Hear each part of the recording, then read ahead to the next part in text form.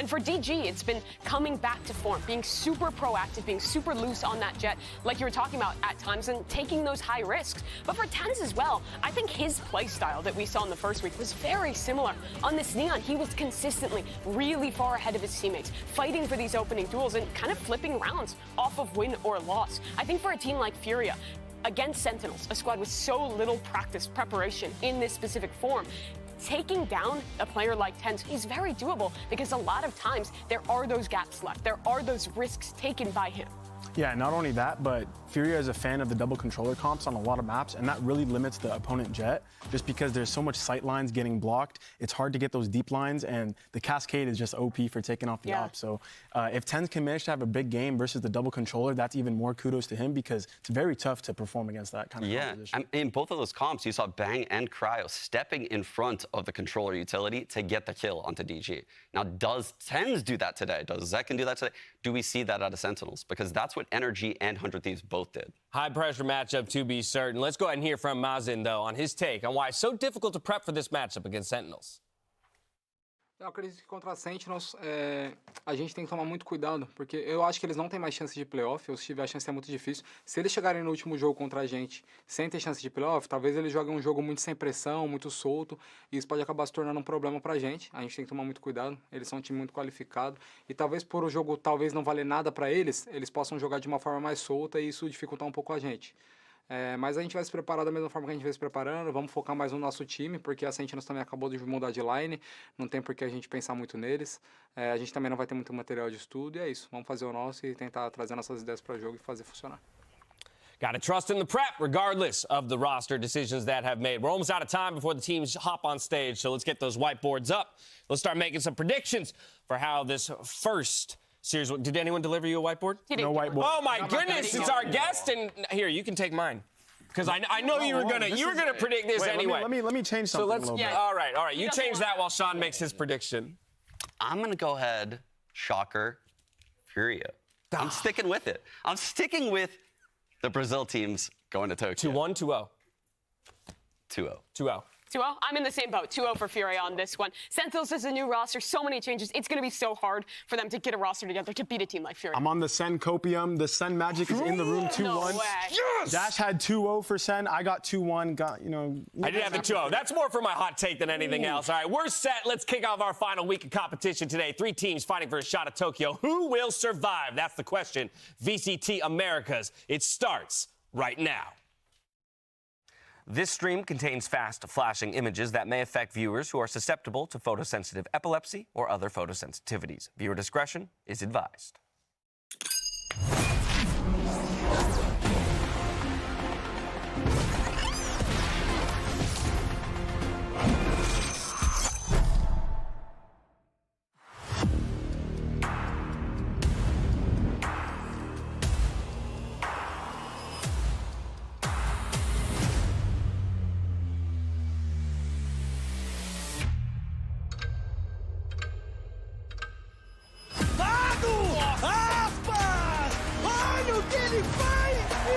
Everyone was talking about him, and this is going to be the guy to look out for.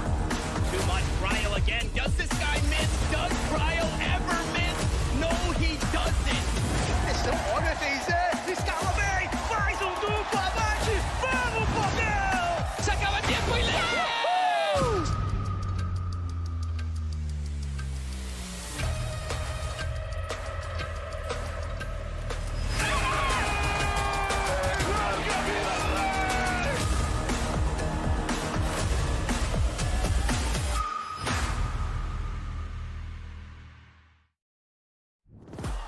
It's the most important match of the season.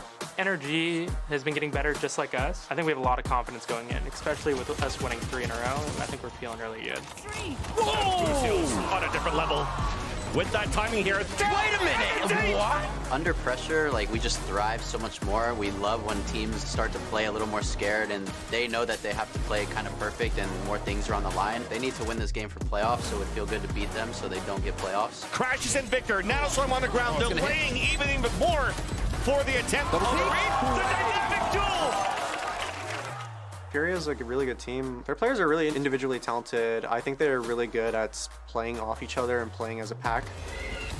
jump spotting in a sense to find one. QCK, same spot. Oh gosh, there's still so much damage. Nosso jogo contra a Sentinels vai ser um jogo muito difícil, com certeza. Ainda mais que eles vieram agora de mais uma mudança, o Ten está voltando. É um time muito qualificado. Oh my gosh. To end it. Can he do it like this? First minute, second, done, not.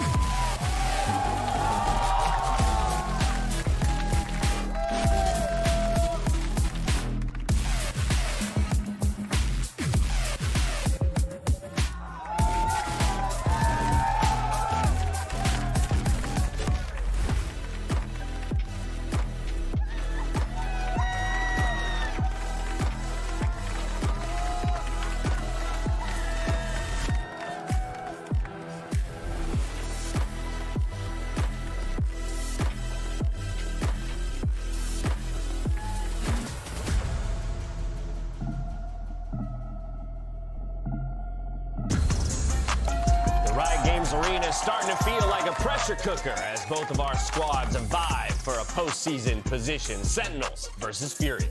This is a must-win for both of these teams, really, to keep their hopes in their hands and for Sentinels to even keep hope alive of making playoffs. So many roster moves throughout this season. They've now landed on this 5 with a new IGL in Marv, with TenZ coming back into the roster in the match that is arguably the most important one they've had yet. It's the most important one, Mimi, and it's the hardest one because the maps actually matter. They matter a tremendous amount. They can't just win 2-1 and be content. They have to win this series 2-0 to give themselves the best chance at making playoffs. So this veto is super significant coming into the BO3. Valen, how does that rest on a player when you have that much pressure on you? When not only you have to win, but you have to do so dominantly to keep your season going.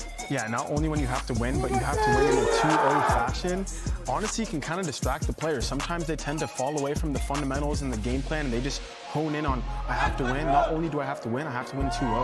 And sometimes that can kind of be a bit distracting, so hopefully Sen isn't too focused on the round diff and the map score, and they just need to do what they got to do to win each round, take it round by round, and they can make it happen. And of course, that's where you hope that the coaches, can be a stabilizing force, calm those nerves, navigate the map veto excellently for their squads. Give your 5 guys that feeling that they have a little bit of an advantage before they even step into the server. Absolutely. And for Furia, this is the matchup to regain confidence. They've been in a bit of a slump. 2 chances to make it into playoffs against 2 North American teams. This is now their 3rd and final opportunity to keep it in their hands, and they're heavily favored. They should be feeling like this is the match to get your confidence back and to get playoffs. Yeah, not only it's a big game for both teams, as we've been stating, but I think this is the biggest test for both teams. During the group stage, you can afford a couple of losses here and there, but now for both teams, you can't afford a loss. They both need to win to cement themselves in the playoffs. I'm excited to see how it turns out. Well, we dive into it, Sean, and the first map off the table will be Ascent. I love seeing that out of Sentinels, really taking away the crown jewel out of Furia's map pool. Ascent out of the way, and Furia takes away Lotus. Sentinels been up and down on Lotus, so a pretty good ban right there from Furia, and you can see Sentinels locking in Split. I think we're going to see a lot of duelists today. Yeah, Furia is also one of the few teams we've seen that has a hard set permaban. They've not played Lotus at all, but a map that they play a lot of is Haven. You were talking about this in your Telestrator. It's that double controller composition that has had issues in the past, but in that little interview ahead of the game, we heard that the preparation was focused on improvement of themselves, not on counter-stratting others, and I think fixing the holes that they had in that comp will be a big priority. I'm not gonna lie, Mimi, I picked Haven because I had a feeling Furia would go there. Yeah. They actually looked insane. And while they lost those rounds I broke down, there was a lot of structure in those rounds. Yeah. So Sentinels has a lot of work to beat them on Haven in that matchup. Well, and how about that with Fracture and Pearl leaving the pool? That means if we do happen to go to the decider bound, we're going to be ending it on Vine. Both teams played double duelist, I think, last time. This is honestly, this is a This is gonna be the best. This is a fire.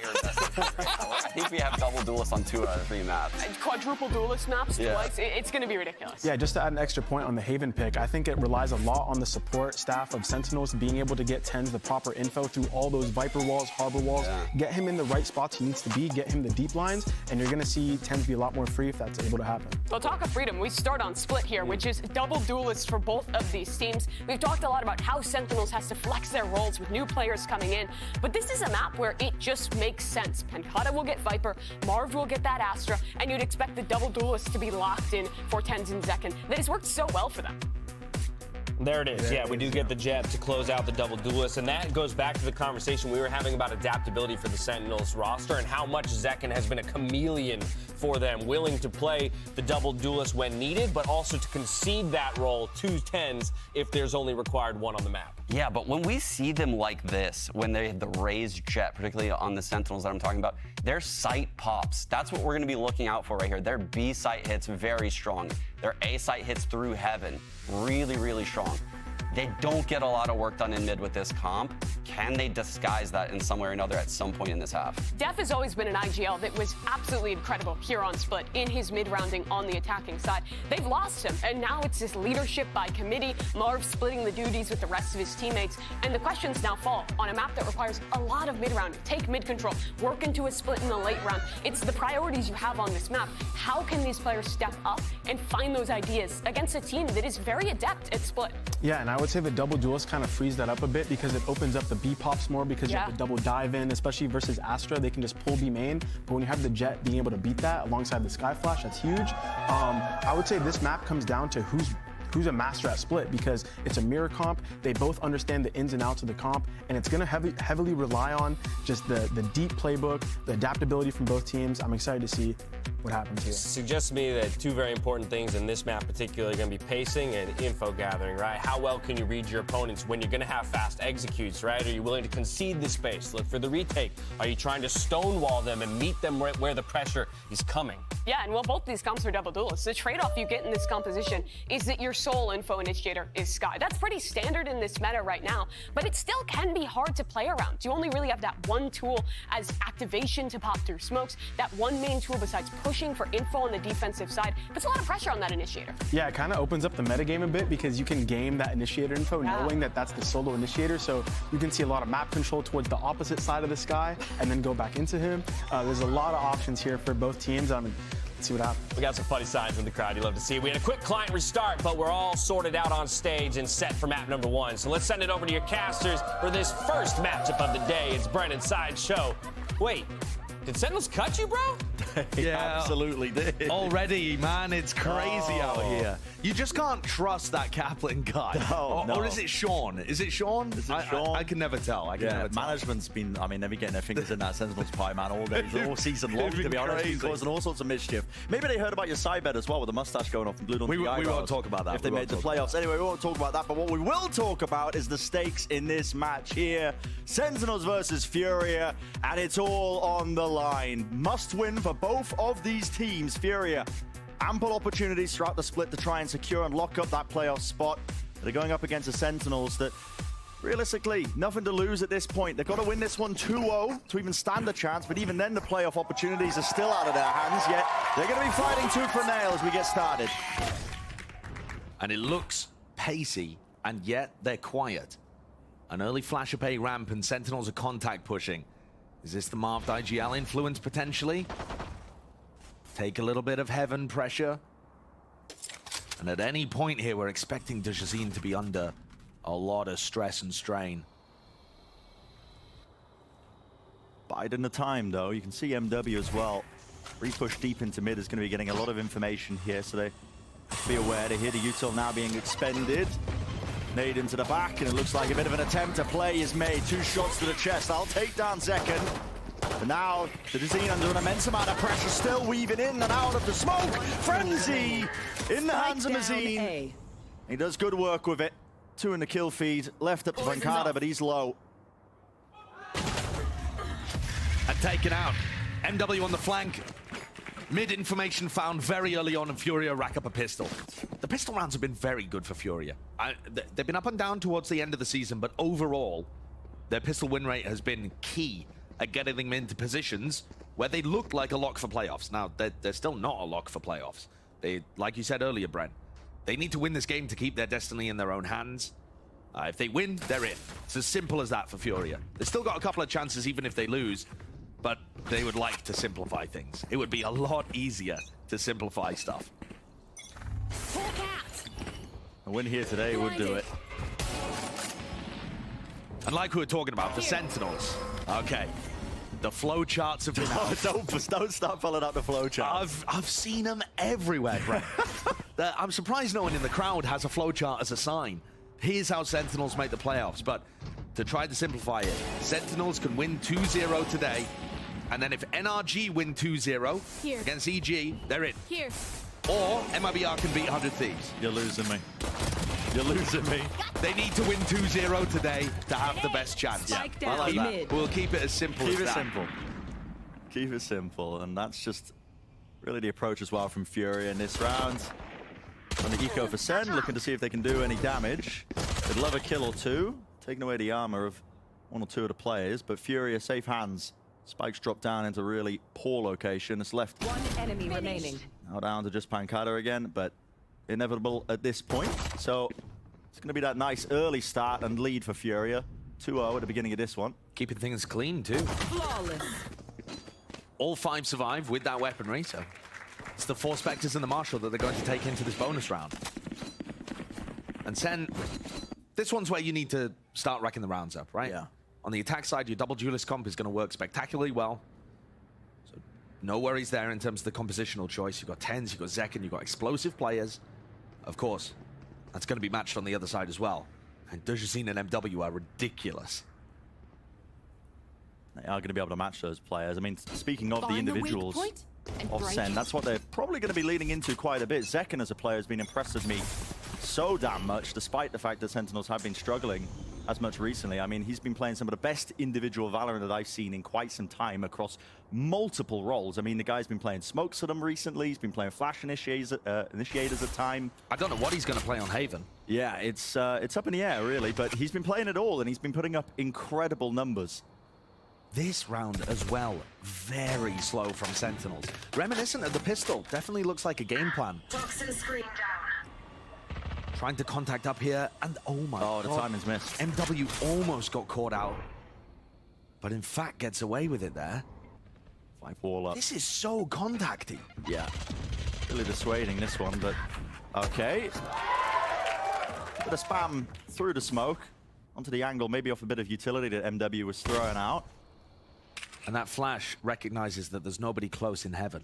And again, quiet, creeping, sneaking their way through mid. Very contacty. It's going to be hard for Furia to get their timings if this is how Sentinels want to approach the game. Trailblazer leading in the charge, clears a lot of that space as well. You can see the util. Zine can hold his ground, not into the corner. Site's going to be claimed now for Sentinels. Free access. There should be a free plant. Nothing to really push this one away, so getting themselves into the post plan now. Important to note Pancada, he's got this backstab position that's all the way behind them here when Fury are attempting this retake. Yeah, he's the player to keep an eye out for. And how does the Furia retake look? They don't have a huge amount of utility that they can really use. No dash for Digizine to get in. Yeah, it's only one flash really from Azine that can apply any pressure. To be honest, it looks like Furia are just playing exits. Yeah, it looks like they've just given up on any idea of winning a round. How crazy is that? They have 4 Spectres. They could have definitely fought for this. I mean, it's a bonus round. You would almost, I mean... Going in the last second then. Trying to catch maybe a couple of these exit kills, take the rifles out of their hands, but no. Held for now, keeping the economy strong. I'll be honest with you, Ben. I was coming into this game thinking it was going to be an outrageous clash filled with scrappy Valorant and double duelists flying all over the place, high tempo. And actually what we've seen, so far at least, is really, really slow, methodical gameplay from Sentinels, and then Furia save it. And it works for Sentinels, don't get me wrong.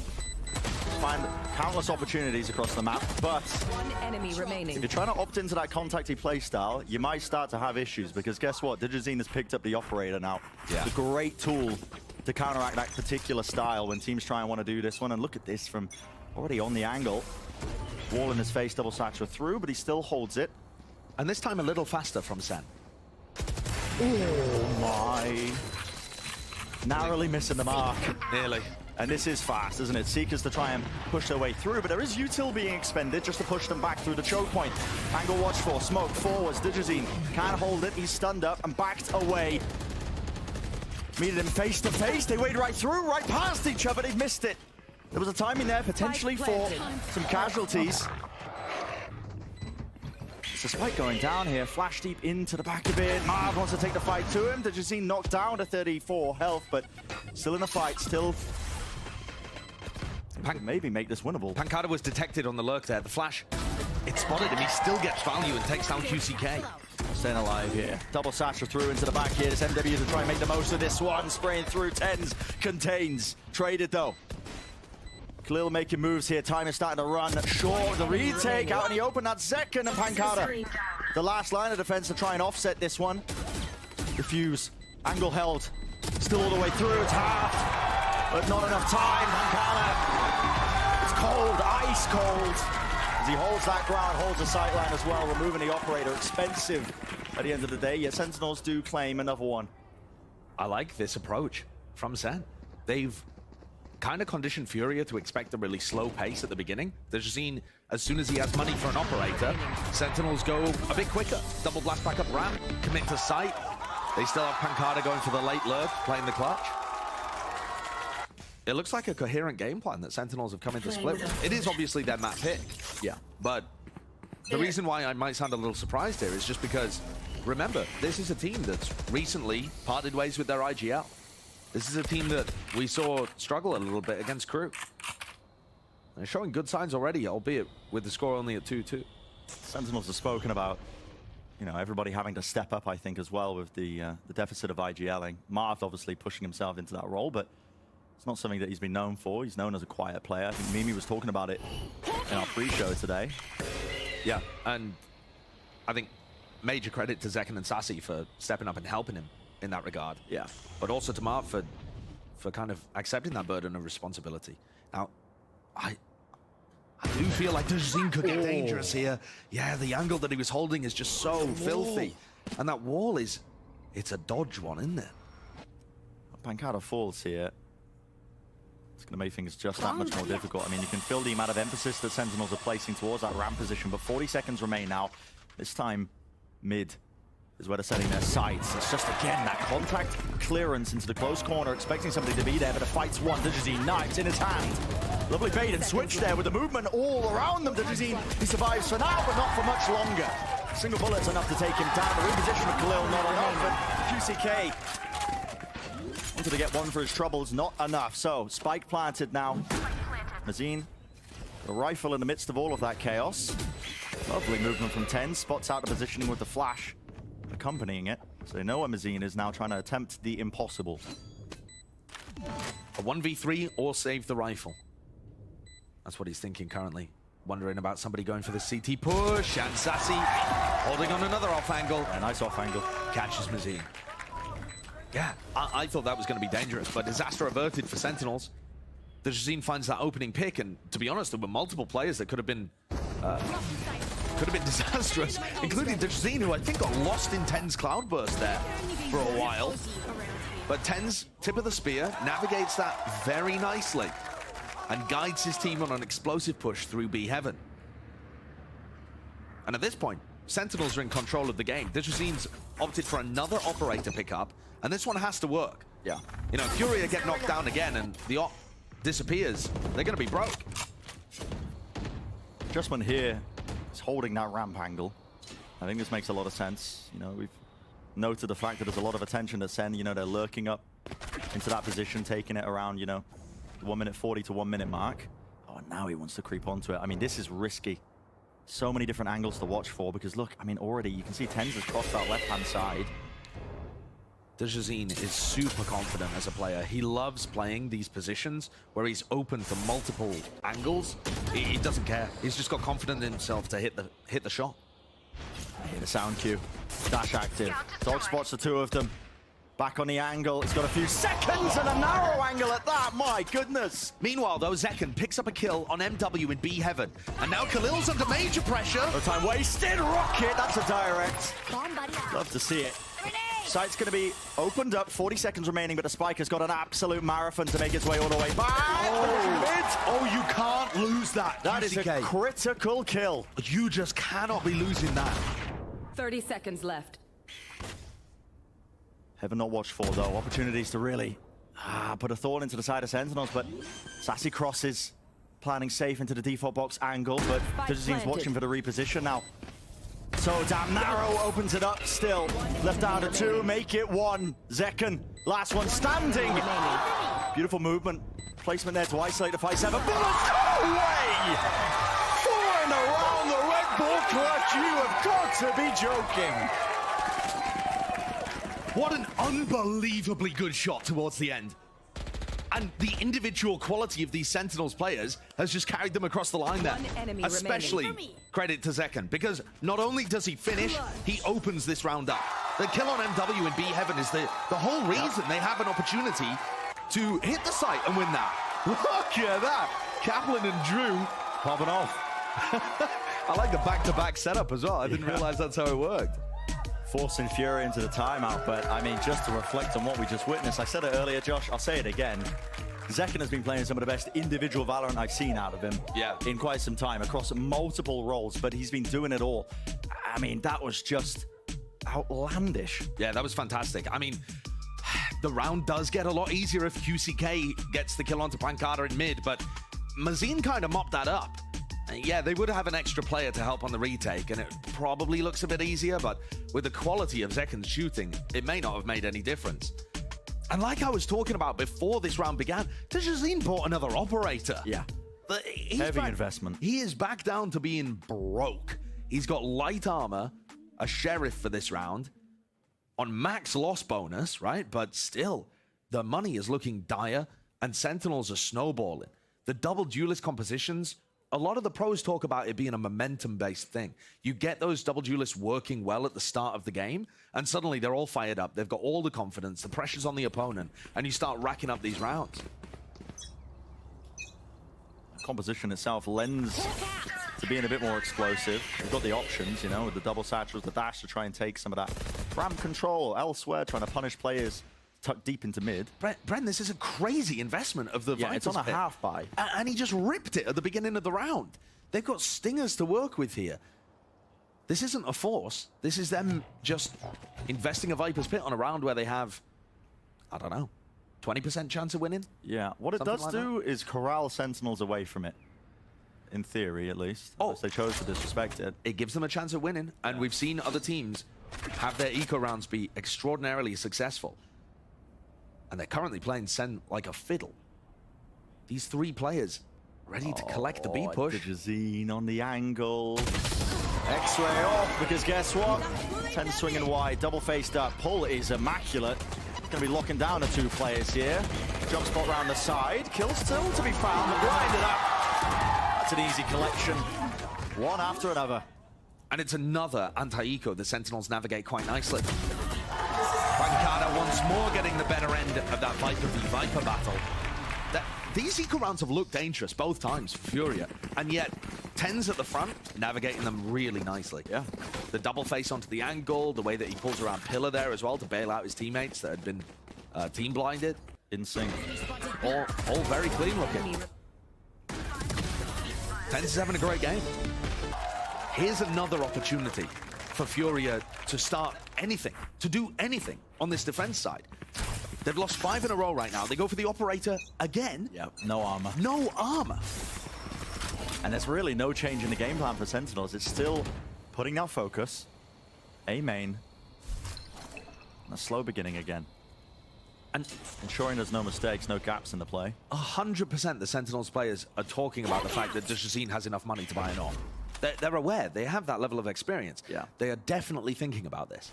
Now, the challenge for them is the Jacine can be in many different places around the map. Could be facing B main, pushing down mid.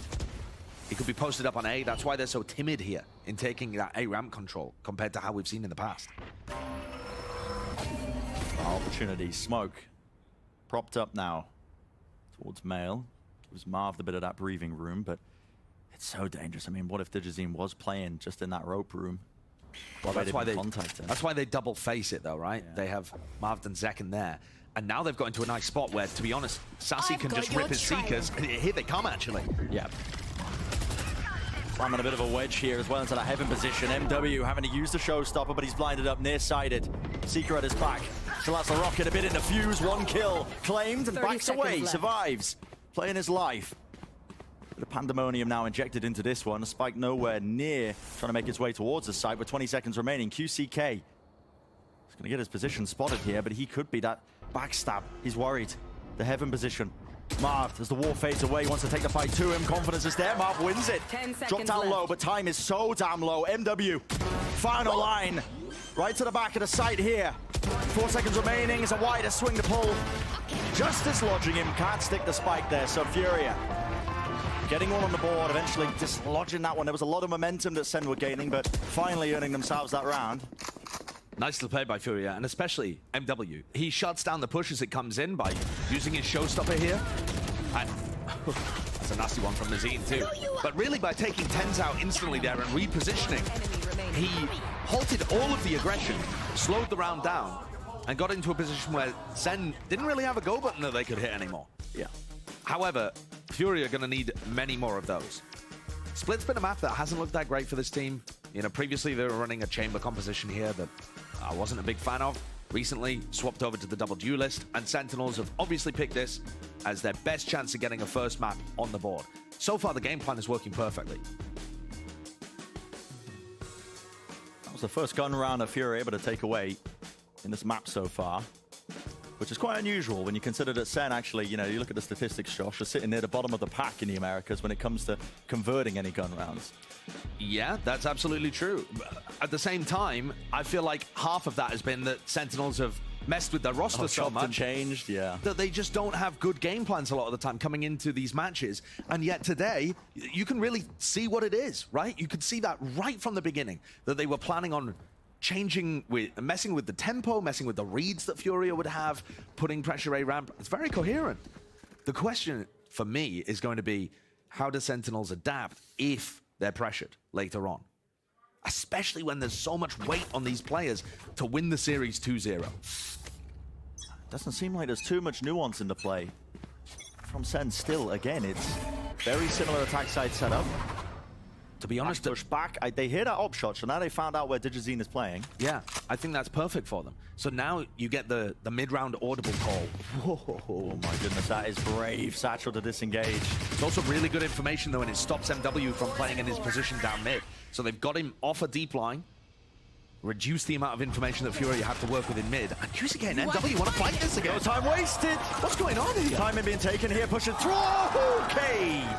Yeah, a little bit odd, a little bit bizarre because all the smoke's being watched for. And Furia, I mean, just feeling a little bit rushed, perhaps. Oh, it smacks of desperation from Furia, that play. And Sentinels clean it up so easily. The pressure applied and Furia crumble. Maybe the nerves are getting to this Furia team. And I was saying, Josh, listen, before we went live, I was looking at the players. Sentinels, they're in their huddle up. It's all smiles. I've never seen Marv smile before. He had a big old grin on his face. And I'm telling you, the pressure, I think, is off this Sentinels team. They realized that, listen, we've probably chalked our split. That we've made some changes. It hasn't really worked out. Let's go out there, let's have fun, and let's take it to a team like Furia, because they are the team that realistically, they need to win this, Josh, to have all the chances in their own hands, destiny in their hands to make that playoff spot. Yeah. Yeah, that's absolutely true. And Furia have already kind of squandered 2 chances against 2 North American teams already. The game against NRG, a 2-1 loss. The game against 100 Thieves, also a 2-1 loss. It's a little reminiscent, actually, of Leviathan, where they look great at the beginning and then are struggling towards the end to even cement their place. If Furia lose 2-0 today, there's only 12.5% of scenarios where they make it to playoffs.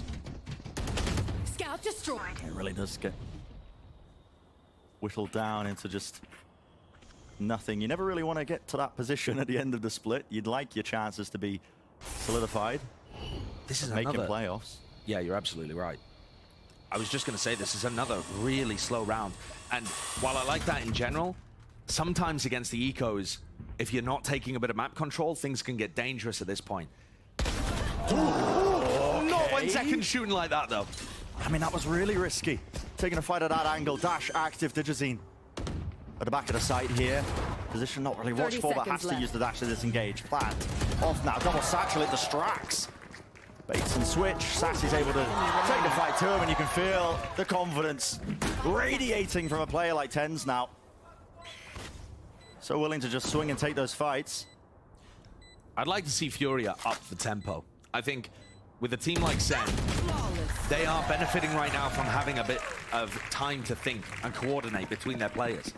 That play where Zek double blast packs and Sassy is, you know, waiting to swing. If Furia are forcing the issue a little bit more, playing with some more aggression, I wonder if Sentinels have the ability to coordinate those plays on the fly. With a team that doesn't have as much experience playing with this 5-person roster, that's where I would ask the questions. But Furia have not once gone for some level of, you know, aggressive push. Here. They've just been relying on the Digizine op. Yeah, and here it is again. Steady. It's again the Digizine op. I mean, with how slow Sen are playing, listen, in theory, it makes sense, but got to ensure that Digizine is in the right place at the right time. And the game plan from Sen, it's just ludicrous. It still hasn't changed. It's still that emphasis being placed all the way towards A with that first kill, and opens it up. Rocket to the side again, and second, he's good for it. No -8s in sight. He's been consistent throughout the entirety of this map. And the first kills are all going their way too. The players are on fire for Sen. They're playing so loose. Just a quick peek in, QCK deleted.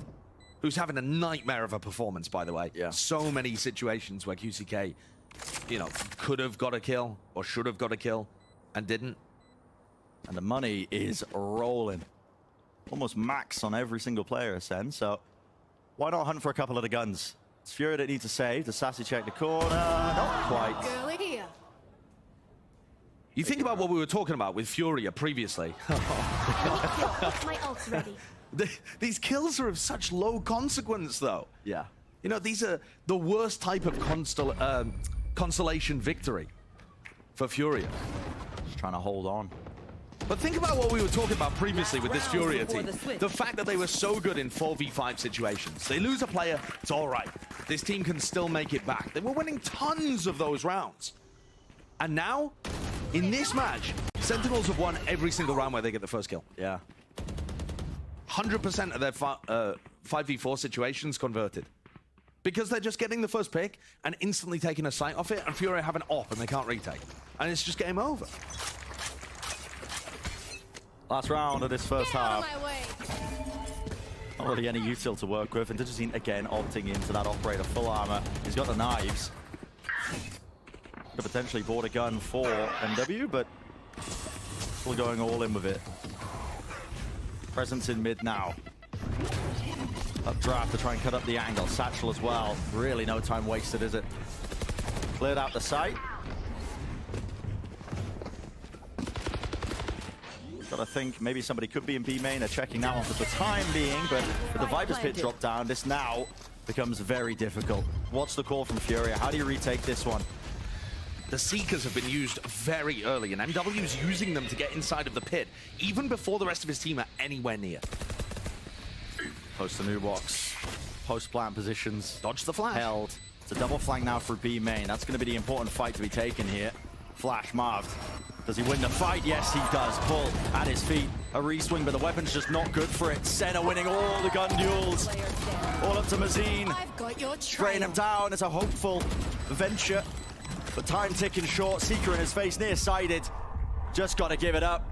You're losing this round. It's a 9-3. Harv and Sentinels commanding such a tremendous lead. And yeah, we've seen Furia not be that great at defense sites before, but this feels different. I mean, Sen have just come in here and decided they're making it to playoffs. They're just like, actually, guys, I think we will make it to playoffs today. This is ridiculous. It's looking like it. It's looking like it. These guys are in control of the scenario right now. Let's send it down to Sean, who's got a telestrator to break down something in the first half. Yeah, thank you so much, Bren. This has been insane, first of all, guys. But what Sentinels did in the early stages of this half was so impressive. They ran a slow game. So if I zoom into the mini-map right now, what you're gonna see is heavy posturing by this A site from 3 Sentinels members, right?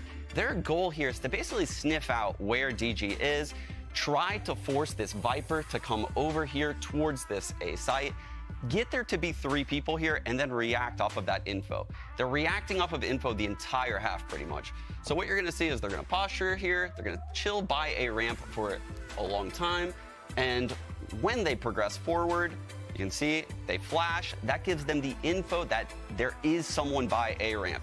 And what does that mean? Well, likely when someone's by that A ramp super aggressive, it means it's the op. So when that happens, the 2 players in mid immediately start progressing up. But you can see they've stopped right where they are until DG hit that insane shot onto 10s. The second DG hits that insane shot onto 10s, watch those 2 players at male. They go up, they trade the kill at top male.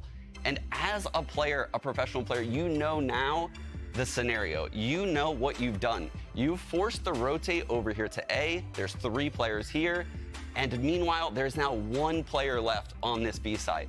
So what the Sentinels do in that moment, even though only 2 people are here, they're gonna pounce on the B side. Zekken comes out of heaven with the showstopper, space is created, trades the kill, and you can see he pulls out his utility right away. He knows he's safe. The round is secure at this point. But Furia fight back, and that's when we get the insane clutch coming out of Zekken to end up winning this round. You can see he's gonna actually nest in the back of the site, and he ends up hitting 2 insane shots. Wide swing right side pillar here, catching the last. And just like that, this is how mustaches turn into eyebrows. Josh and Bren, back to you guys. You know, I couldn't agree more, Sean. I could not agree more. I mean, listen, if Sentinels take away this map, Josh, how much are you sweating? Not at all. Not at all? Okay. Not at all. Not at all. No, I mean, Sentinels have looked superb here.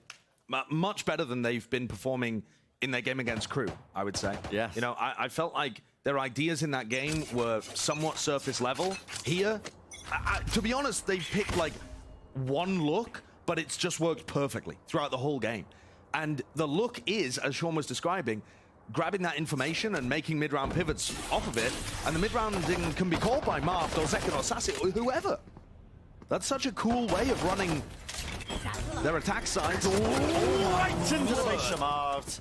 No time wasted. And MW, oh, he's taking a bit of a gander into the spawn as well. Position gain. Spike making his way over towards the site, but this is a tricky scenario. They've heard Mazine running in spawn, by the way, too. Tens knows that there's someone here. Look at this, a call is being made to try and double clear this, but the close corner by Mazine. They do hear it.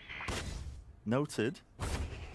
Dash active for just a couple more seconds. There's a fight to be taken, okay. Off that noise cue, it's evened it up. 4 versus 4, updraft to try and cut the close corner. QCK has to try and put a stop onto this one. The Prowler, or at least the Boombot, I should say, making it awfully difficult. A wider swing, Pankado offsetting it with the movement. Too damn clean, Khalil. Gonna hold down this side, it's even up into the smoke, this way, that way, Sassy! Ooh, it's getting dangerous, yet Furia lay claim to that pistol round, and maybe they can start to salvage at least a portion of this map. Yeah, I'm not writing Furia off yet. They have been excellent in pistol rounds, won both of them in this map so far, and their attack side is normally significantly better than their defensive side. It sounds ridiculous that we should still be, you know, waiting to see who can win this map when Sentinels had a 9-3 half. But with the pistol going the way of Furia, I think at the very least, some kind of comeback could be on the horizon, fake or not. We'll have to see. What a difference in approach as well from both of these teams that we've seen on their attack sides. I mean, see Furia really leaning into that double duelist to just explode out onto the B site, get right up into Marv's face. And Sen were going for, obviously, what we just witnessed, that really slow approach to the rounds. That's the kind of nuance that's available to you when you do run this comp on split, though. You can really take that space quite quickly, or you can opt into just making your opponent sweat. It's a good comp for messing with the pace of things, for sure. And Furia are going to go slowly here just because they're worried about a stack. It's an anti-eco. They do not want to drop the 3 rifles that they've invested. And this is an incredibly heavy investment. Off the B pressure, QCK has gotten himself up ramp. You can hear the flash pop there. They know somebody has lurked up. Now for QCK, normally that would be a time to backpedal and make sure you don't get swarmed. And here comes that swarm potentially. I mean, that's 4 players. This wall can drop at any time. Dropping down, they hear the footsteps. Tip tap, flash up close. The right click's not working, but still, Util being used pound for pound. Kills, exchange, claim. That's tens of 2, but just don't quite have the weaponry to win that. A lot of damage being done to Mazine. Second with a potential timing to be taken, but he's alone here. Dropping down, angle. Yeah, that's a double swing. So it's safe eventually. Mazine hopefully looking to reclaim one of the rifles. They did invest into 3 of them, so yeah, they get all of the rifles back into their hands, carrying that forwards now into that bonus. Yeah, and that's really going to aid them. This bonus is going to be dangerous, and Sen would love to stop any kind of comeback right here. This, to me, coming up is the big swing round. If Furia are able to convert this, suddenly, it's on. We've got a map. No big ultimates to work with just yet. Mazine, 1 away from getting Seekers. Not likely that they would play for that at the beginning of the rounds. These orbs are not too nice for the attackers to try and pick up. Instead, going for 3 players pushing up mid. Second look at the challenge early, just backs up. Yeah, nades there though. Pancada, slight angle here. Satchel to punish. Pancada's out of there though. It has to be that util. Utilized, used. Boombot, there's going to be the assist. That'll work, I guess. Why not? 1 for 1. So Furia find themselves in a position where they don't quite have those 3 rifles anymore. And QCK's now got an obligation to make something happen over on A. He doesn't quite realize that the site's completely open, but he's got an inkling. Look at all of this space that he's taking. Repositioned by Sassy. Oh, he's made noise. He's made footsteps. He's running. That's going to be heard. It's good information for QCK to relay to the rest of the team. He's actually calling. I mean, I don't know if that's intentional by Sassy, but either way. Oh, that flash is going to give Sentinels such bad information. Really bad information. Sassy thought it was cleared. QCK capitalizes. Rips off his head. Pride opened this site now. Full rotation coming, but Tens could be a bit of a hero. No, Smoke's watched. What? VCT doesn't win the fight. Tens has been a monster thus far. Maybe he can keep this performance going. 20 seconds. Spike has to be planted. It's safe around the corner. Planted. Getting themselves into the post plant, but no rifle in the hands of the Jazine. Reaction's not there to take that shot. Repositions now to the back of the site, but Util's going to start to be placed. Stun into the back, clearing the way forward. Spray down, weak enough. Single bullet will do it to Khalil. Enough of that damage was done, and Spam, oh, it becomes such a dangerous game. Potentially even just a coin flip off angle. Held for, time running short, waiting for it, and the smoke dissipates, and grabs send the angles. Wonderfully played by the 2 controller mains there, Marth and Pancada. Back up to their own tricks. I feel like Pancada probably unleashed, in some sense, off the hard Sentinel roll. I think it's Tens, though, that wins this round for them. Tens' kill on Dejazine right here, I think that's a difference maker. Yeah. That's the kind of unfavored kill that brings you into a ridiculous situation. Should not be getting that. No, Dejazine's watching for it. He knows that that's a possibility, and he's holding the smoke. Now, nevertheless, a good bonus round for Furia. It wasn't the win that they needed to start snowballing a comeback, but they've damaged the economy somewhat. Tens only working with the Blade Storm. And I say only, but... Only. Yeah. He's been doing work, doing serious damage. All throughout this map, he's been leading the charge. He's been cutting up the corners and the crossfire setups. And still finding the value. This looks reminiscent of the way that Sentinels were approaching their attack side. Yeah. And Sassy decides to invest the Trailblazer there. As soon as the wall goes up, spamming on the angle. That's just anticipating that there was going to be an attempt to cross. And that's great. That's something that, you know, Mazine and QCK were never doing on the other side of things. Lovely shot returning to fire. Dejazine needed that one. Gap in the wall, though. Unfortunate. Spotting it out. Pull's going to be used now, pushing him all the way back and through. Sassy aims to take the fight once more, but the duelists are in now. That is really bold by Sassy there. Spike is miles away, by the way. Yeah, they don't have the spike. Yeah, it's miles away. It's gone. I mean, what is going on in this round? Seconds. It's given Sentinels a lot of time to actually now just start taking up this space. Nade into the back. Snake bite down into hell. Satchel play. Zekken moving. Did he spot him on the minimap? That's going to be the question. Still Pancada holds his ground. It's bonkers. It's all over the place. Duzine and QCK. There's 15 seconds. To the back of the side. There's no time. Yet still, an ace in it. Duzine. Where's he pulling that from? What am I watching? How's Duzine aced in a round where Furia left a spike in spawn and Sentinel started to retake a site that had no plant on it? Okay, that was madness. That round was madness, but some of these shots are so clean from Duzine. No charges left. My ult's ready. They needed this one. This is nasty, but even still. Listen, I mean, we won't talk about the whole macro plan falling to pieces with the spike being left behind. We can talk about the individuality, though. I mean, you could hear you laughing in the background, Josh. I mean, that is one of the most ludicrous rounds. Probably cackling. Okay, so Sentinels are going to take a timeout here, a tactical that's going to allow Kaplan to talk with the rest of the squad and make sure that this comeback ends up being a fake one. So what has really been going wrong here? To be honest with you, I actually think the Sentinels played the macro side of that quite well. Yeah. So they're using the Trailblazer when the wall goes up to stop Furia from taking A ramp as easily. Then they spammed through the wall as well. They had a double repush in mid from Zekken and Pancada. Now Zekken taking Pancada by the hand and walking down mid, clearing that area, clearing ropes. I think all of that stuff was really good. The flaws came with them not understanding the plant wasn't being committed, but that's understandable. Yeah, with the Cosmic Divide in your face, you don't have any noise cues, sound cues. You just assume... there's a plant going on. There's going to be a plant going on, but, you know, you can't anticipate the fact that Furia left a spike in spawn. And the other big problem was how Sassy faced on A. You know, when the pull came through and he realized there was a chance of killing Duzine, he went over-aggressive there.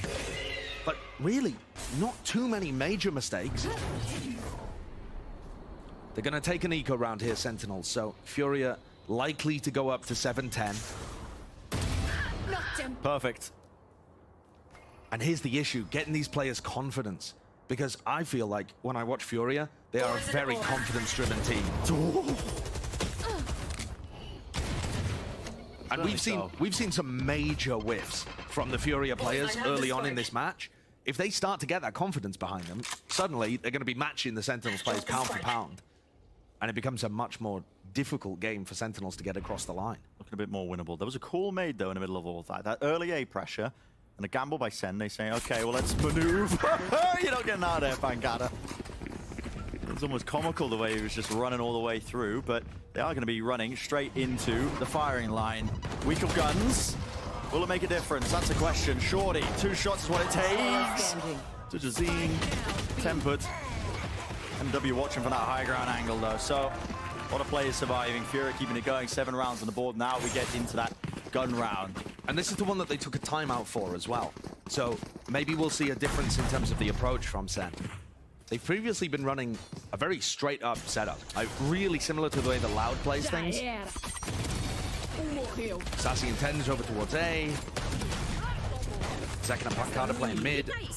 Marv hard anchoring the B position. So Tens is going to pick up an operator. So this is interesting. We saw Duzine go for this a lot, and they weren't getting any value out of it, strangely enough.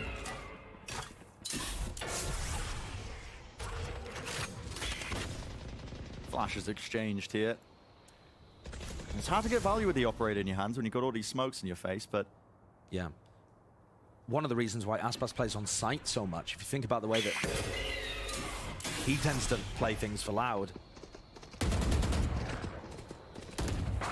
Scout destroyed. Good information gathered. The dog actually giving Tens this timing. He knows nobody's pushed up close, so look at this. Dash activated. I like this idea because he's also, even without a kill, he is informing the rotates. Pancada, go back to mid. Sassy, go back to B. And Tens just gets posted on this line. Giving good mid-round info. And Sen are going to be aware that this is leaning towards mid, towards B, somewhere in this direction now. Trailblazer, now a showstopper as well.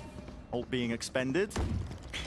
Hoping to carve open a path. Seekers in the face of MW. No one there to break that one. Rocket Slamming into him, the nade doing a lot of damage. Chipping him down, but it heals there. And now the Seekers as well. Pushing them back, finding a bit of space for them to get that plant down, and indeed they do. A call's being made. Furia, they want to fight into the spawn. This is risky. Yeah, this is do you want to take this one? I mean, you could have been swung from heaven here, but no, they take control of that one with a quick updraft. That's Digizine now up close into the smoke. Anyone's game. Cosmic Divide splitting up, and that's the reason they're playing so deep onto the site. They want to try and take the initiative away from them. Senna just winning the duels, though. It matters not.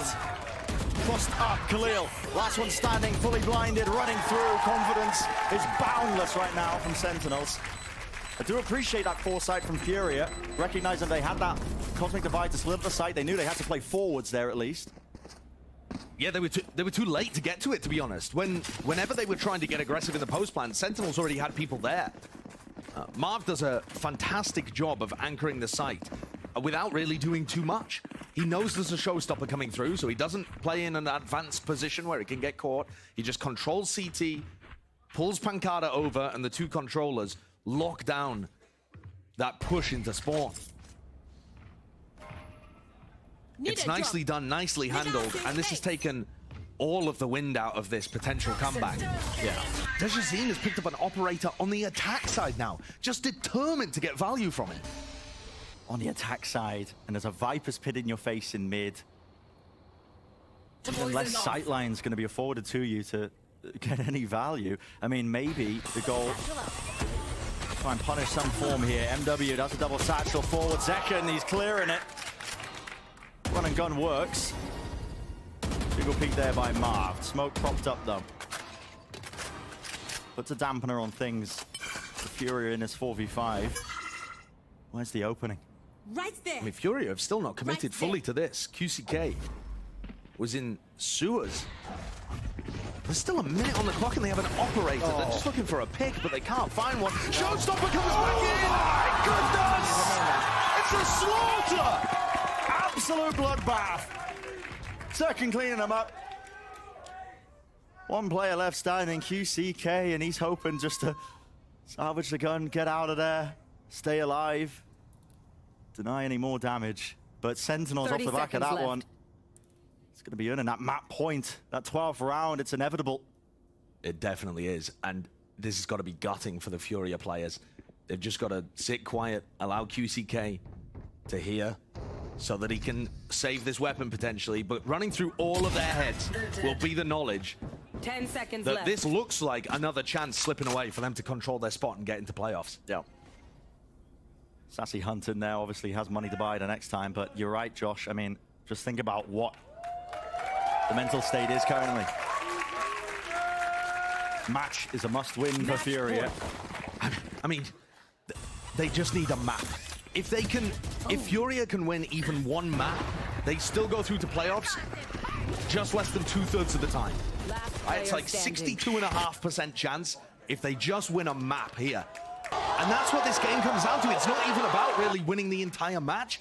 It's that both teams need the map wins. Yeah. It's ludicrous. Sentinels have to win this one 2-0 to give themselves the best chances, and so far, so good. There's an injection of pace. It's a double satchel. It's what the double duelist is known for on this map, but there was a pull to offset any of that. Tens perched up. The heaven angle. All's dropped down. Still watching for it, but Furia grouped up heavily. All 5 of them. They want to explode into this one. It's an all-in gambit to try and salvage around and stay in this series, but Tens a shot through the smoke is what it feels like. Mazine falls into that angle. Pancada's dealt with, though. That's going to be the 4-on-4 now. Welcome to the Viper's Pit down as well makes this even more difficult to try and chew through if you are Sentinels. Let's see how they handle this. Spike plant. And Furia are able to get the plant down. Viper's Pit underway too. Now this has got to be a one situation for Furia if they want any chance. Util's used, and you can see that's a stun. Snake bite pushes it back away from elbow. Boomba clearing it close. Satchel trying to afford a capable fight. That is such a narrow angle. Pixel perfect, but Zekken kills it with the spray. Down Khalil. Timing. Right. The smoke gets falling to pieces. Digizine, last one left, and doesn't stand a chance. Sentinels. They're clawing away away. That's a 13-7, and map 1 is theirs. Defenders win. Not only taking the map, Bren, but by the look of it, inflicting psychic damage upon their opponents. The manner in which these Furia players have lost that map is crushing. The whiff at the end there from Khalil. There's just no way. The performance from QCK earlier too. These players are having a nightmare out there. Sentinels are styling on them. And they got to be feeling good. Smiles exiting the stage. A map win to set them straight. And leading even deeper into this series. I mean, listen, the percentage chance just keeps going up and up. It's getting very real. Again, a reminder, if Sentinels win 2-0, if they win on Haven coming up right now, they only need NRG to clean sweep EG, and they're in. They could, by the end of today, Sentinels could be in playoffs. But it comes down to that next map that's being played. Job's not done. Fight's not finished. Still going to make it clean. They are looking good. They are looking certainly good. That's going to do it for map number 1. Do not go anywhere. You know you're not going to want to miss what's coming up next.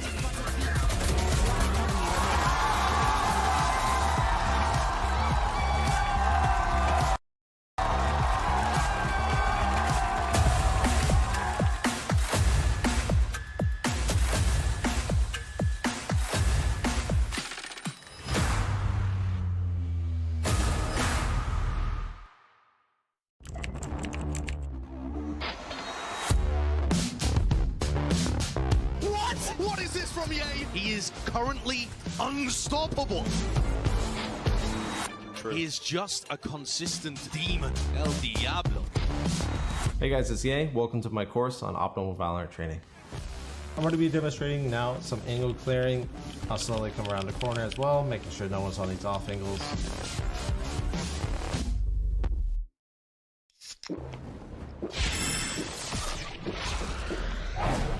Red Bull gives you wings.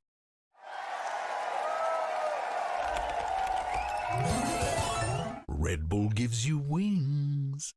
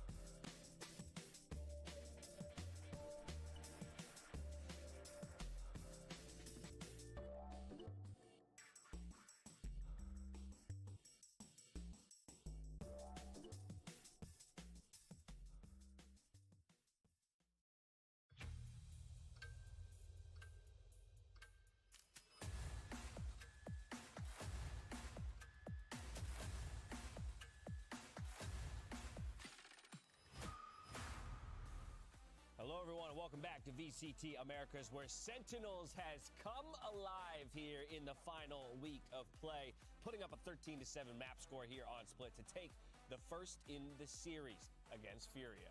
Dash, it's happening. It's happening. It's happening. We're right here. Sentinels versus Furia. 1-0 up. Sen need a 2-0, which is going to happen. Then, if Energy win against EG, it's happening. They're making plays.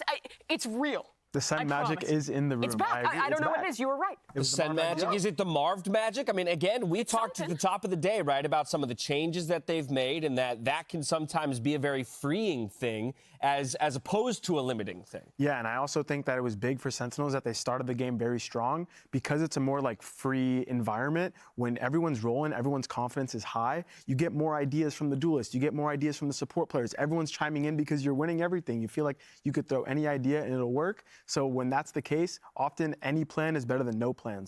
And to that end, Mimi, typically when we see roster changes on teams, one of the biggest concerns is going to be how do they gel together? Yeah. We got a bit of our answer here in this game itself. Yeah, first off, their style was really different than what I expected, playing way slower, doing a lot of these contact plays, but also the little pieces of coordination between the players were on point. In this one, you see that they spot Digis in back sight in this anti-eco. Initially, the idea is Saucy, you see, he wanted to swing, but he waits. Here's the call that his teammate can double satchel behind, and they can pinch to get a more advantageous fight to win against that player in back sight. It's little moments like that that have really impressed me with Sentinels in this first map, because Valen, for a new team, I think it can be quite hard to find those moments where you're slowing things down, calming with your teammate in just those little minutia that matter so much. Yeah, no, the microcoms is what matters the most for these teams. Like even the best teams, it comes down to the microcoms, and the fact that this new roster is putting together, they're slowing down the game, they're taking it step by step. Okay, we have sight.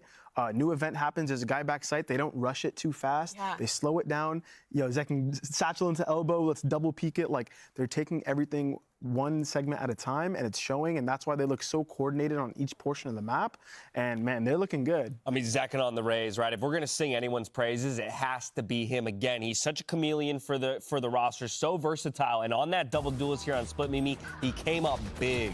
He's just been performing ridiculously for the roster, and I think that playing this composition, double duelist, just makes so much sense for the squad. Because when they don't play the double duelist, Zekin is the guy who has to flex around. He'll lock in the Omen, sometimes the Sova. He's willing to do that. He's good on all those roles, but really where he shines is on this race, and it's where 10 shines as well. They just look fantastic when these players are given the roles that they shine on the most. Yeah, we talked about the Zekin and 10s combo this morning, and look at the ACS here, 284 for 10s and 2. They're holding hands on the leaderboard. They're holding it down, baby. They're holding it down for the team.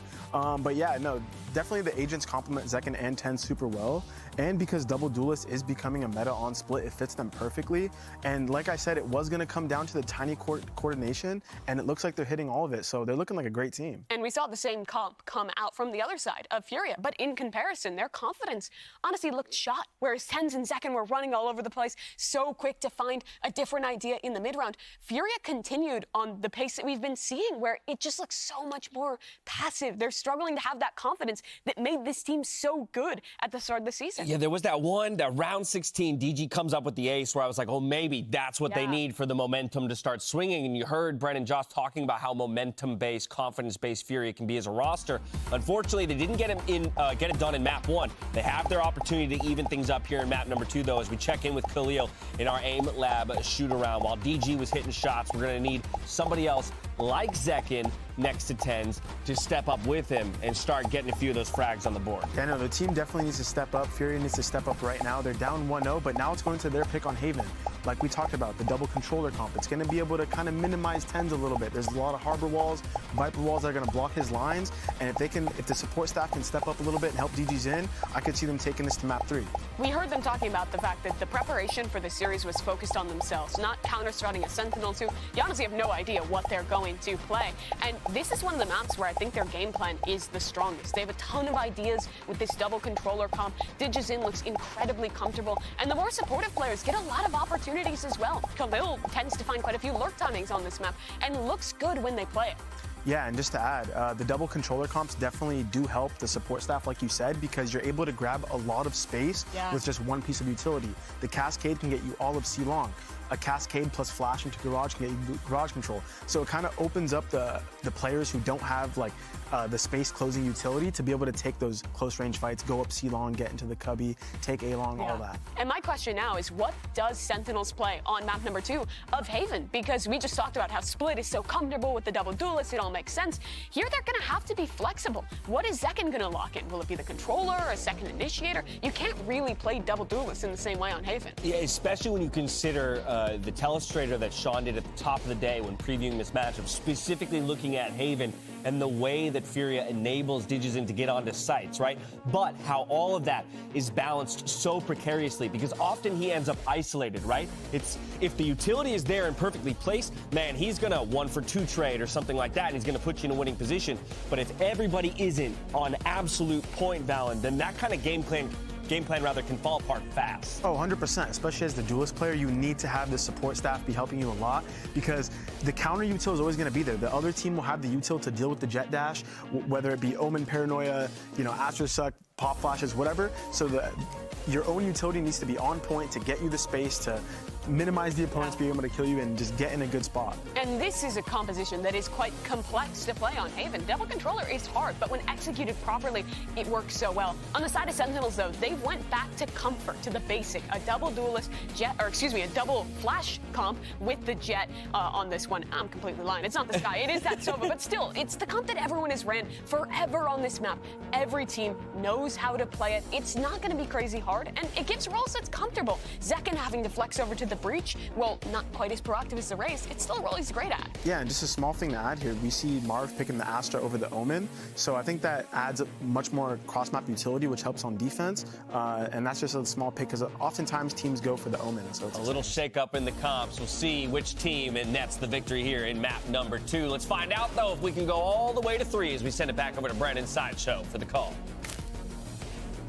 All the way to 3. I mean, Furia would love that one, but currently it is Sentinels in that driving seat. They took away map number 1. All smiles, Josh, when they're coming onto the desk. And listen, a bit of behind-the-scenes info as well. I was looking over at the player setups as well. The frustration was pretty clear early on for Furia, even at the beginning of map 1. I was looking at Khalil.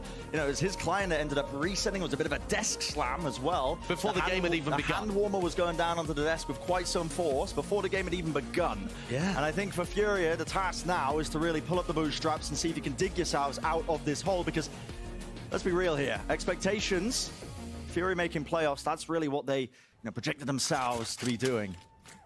Their pistol rounds have been good so far, which is crazy to say. They won both pistols and still lost 13-7. Got absolutely destroyed. This map, though, their pick. And they should be favored to win it as long as that confidence is still there, as long as they can perform at the level that we've seen them perform at before. It's a really interesting Viper wall that they've got too. But an alarm bot is in front of it, so that garage information is kept by Kinkada. Just the goal of the wall, I think, just in case the Killjoy turret is used in a close corner. But it also blocks off one side of B if they do go for a B hit. Yeah. Multi-purpose. Instead, though, Furia grouping up towards A-Long. And that Cascade is going to keep all 3 players on Sentinels rooted to the A site. What's the decision here? There's still a lot of time in the round. They haven't cleared any of the prior util. There are quite a few options that Furia can still go for, but I'd like to see something decisive. Something that indicates the confidence is back for this team. Down to 35 seconds on the pistol round, nevertheless. Wow, and they're swapping up the play. 30 seconds left. QCK still looking to lurk. Dash is active, though, so there's going to be that explosive presence behind it. Orb in their face slows them down, but no intention from Sentinels to fight this one. All the way back. Tens, though. Oh, that is rapid. That's on the lurk. Yep, on the lurk, catching QCK, so an important first kill. Walls in their face, make it a bit more difficult. Flash into the side. MW holding close here. Needs to get 1 or 2. He's going to be faced here with his teammate. Darts, Marv covers. Wider swing, the Frenzy's at play and doing a lot of work. Carving out the path, and it's clean so far. 1 player standing. Pistol in the hands, but the swing to contain. Sentinels winning that pistol round. It's a massive one for them. You want to keep the foot on the throat, to be honest with you. Sentinels want to keep Furia down. They need this map as well. This is not a situation that you often see. But towards the end here, just to reiterate again, Sen need a clean 2-0. It is way easier for them to make playoffs if they can win here on Haven. Just an outcome that, listen, no one was really expecting. Anyone with an analytical mind. Listen, maybe the fans, I'm not calling the fans not analytical, Josh. Listen, it sounds like it. I wouldn't say sounds that. Like it. Listen, I don't want to attract the ire of the Sentinels fans, but let's face it, the odds were so damn low heading into the beginning of today. The deck was stacked against them, but Sentinels are forcing Furia to play 52-card pickup. They are just on the floor scrambling. Aggressive angle here. Marshall to the chest. Maybe a wallbang. I'm not sure if MW invested into armor that round or what, but Marshall did not bring them down, and he's getting good information. A reposition now into short. Could be troublesome. Rest of his team trying to help him out now, flooding into the back, but potential danger. Smoke to try and cut up the site. You can see that's that global presence that was being discussed earlier. Valen was talking about it with the Astra in play other than the Omen. Still, exchange, it is 3 versus 3, and the walls are making this very difficult to pass through. TenZ has slipped himself around. The first contact now becomes the backstab. The damage is done. Remaining. QCK low enough that one shot will do it from most of the weapons. There it is. Okay, so it could have potentially been dangerous, but no. Second round cleaned up. 3 of their players surviving. This is where the game's really on. You see the focus from those Sentinels players. Not all smiles and laughing just yet. It's gone from being an outside chance to seriously capable. Sentinels realize that they've got a great shot here. And the bonus round is going to have some danger behind it too. A couple of Bulldogs. Not the best bonus round we've ever seen. But they're shifting things around too. TenZ with a stinger. I mean, it's a 4-player stack on C. Are they going for some aggression here, perhaps? It seems like it. They found the area that only QCK is holding. This Viper wall has been transitioned. They've been throwing the one towards Garage in the first 2 rounds. Now to the C wall, which is going to be one of their primary walls, along with one that lands A. Pixel angle for the info. Sassy. Did a lot of damage there, actually. Landed the shot onto Dezine, so has to get healed up. Patient, cautious, however you want to call it. That's how Furia are playing this one with a minute left onto the clock. They don't want to give away anything too easily, but all that early aggression down C, TenZ has been posted up there from the beginning of the round, so he knows that there's no lurk onto C. And all the way back now, just trying to survive, but the site's going to be theirs. Risky from Mart, 39 health. Any bit of spam could have done it. And Fury, though, that's going to be committed. Target acquired, target found, and damage is done. As the plant is denied there, Mazine finding it troublesome. 30 seconds. This time nothing to really dissuade that. Spike planted. There is danger behind this one. We'll see what Sentinels can achieve. Crossfire setup's good. How do they want to try and fight this? Aftershock in a corner. That forces the Dezine forwards. Snakebite's going to be used in response to make sure nobody can push forwards. Pinged into the corner. Vulnerable. Oh, that was Dezine walking into his own team. Snakebite. Time. Running a bit short. One shot through the box. Weak enough clear. He's handled an easy one. Yet now it's down to MW. And this is more than dangerous. Up to the top. High ground. What is that? Very nicely handled by MW, but that got far too close. Far too close. Furia barely fended that off, and there was only 2 Bulldogs. And there was stingers and other things, and you know, Hunter's Fury invested for sure, but they struggled with that. That is not the kind of round that's going to break confidence. Struggle, but get over the obstacle nevertheless. So they get through it, and there's some major ults to work with here. Sassy's fine to invest his Hunter's Fury in the prior round. There's no lockdown, nowhere near. But Mazine is Mazin's got his Reckoning online, and that could be great for an A hit. There are so many players A-long right now. Reckoning's going to be used to clear them close here. The stuns are doing so much work, and, well, nowhere to run, nowhere to hide. They know where Sassy's contained. Has to avoid it, has to dodge and juke and move out the way. Zekken doing his best to contain, but that attempt to push back any of that was picked apart. Yeah, they didn't find the timing for the A-long regress. Also, the breach flashes just aren't that great into all of the Harbor utility. No, especially double smokes with the Viper and the Harbor, the walls. You'd really prefer a Sky, I think. Give you more options with that, but... Right, but at the same time, you know, if this is the comp you've been running with, you don't want to change the comp. No, that's exactly. You're not gonna make those kind of swaps. But it is going to be difficult for Zekken throughout this defense side to find value, I think. With those flashes, he's got to be very precise on the walls that he picks. And more so than that, the timing was just not quite there. Yeah. Mazin's Reckoning gets tons of value, and Sentinels are going to be forced to save. Furia needed that. Yeah, they definitely did. A nice clean round. Cleaning up all of that aggression. And they also got another interesting piece of info that the operator was playing away from the 3-player stack. So they had, it's quite a bizarre setup, to be honest, from Sentinels here that they've called. The double initiator and the Astra playing together on an aggressive play with the operator on the other side.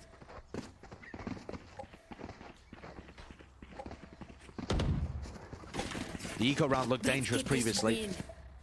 And Sassy, he's going to go for a hero bulldog. That is interesting. Drop the 500. Tens. Save the op. Keeping it active, but you can see how difficult it is to get any sort of value when you got the Harbor walls in your face, high tide cascades, all the common positions, and it's a similar play from Furia. Take that A-long control, use an ultimate to clear them forwards and clear them fast. Tens. Oh, he doesn't know which way to look. There's a pull. Gave him a relatively easy shot, but he is just being chunked down. The bullets finding their mark. Zekken at the back of the site. Taking Sassy. He's been granted an opportunity. Smoke in his face. He can weave, dodge in and out, but the back of the site now being cleared up. And lovely move, lovely reset. MW with 3. Precision being the name of the game. Okay, I was waiting for the first Furia player to look like they had something going for them today. And it's going to be MW by the look of things. He dropped 30 as Sky in one of the games previously on Haven and just absolutely took over. And he is fired up. Yeah, and I think that is necessary. Yeah, getting any of these players online. I mean, Khalil in week 1 and 2 looked like the best player in Americas. We haven't seen that form from him, you know, in recent weeks, but certainly not today. QCK's been fumbling. Dejazine doesn't look like he's been able to get any impact. You know, he had the operator all the time on split. Couldn't find value. So we've really been waiting for somebody on Furia to pick things up. And then W comes out with a great series of kills there, albeit on an anti-eco round. And Sen are going to take a timeout here to address what's going on.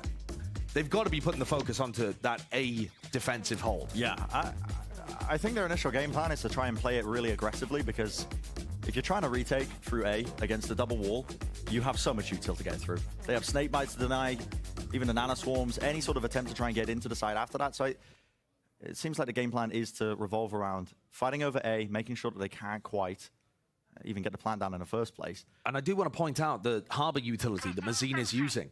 So he's running a high tide that allows them to take a bit of a long control, and then it also cuts off short. Yeah. So it becomes very, very difficult for Tens to get aggressive and, you know, get him posted on lines towards short or long. And I doubt the Sentinels have had a lot of practice against a comp like this. So a ton of these adaptations, like the 4 players stacked over towards A right now, are going to be all on the fly.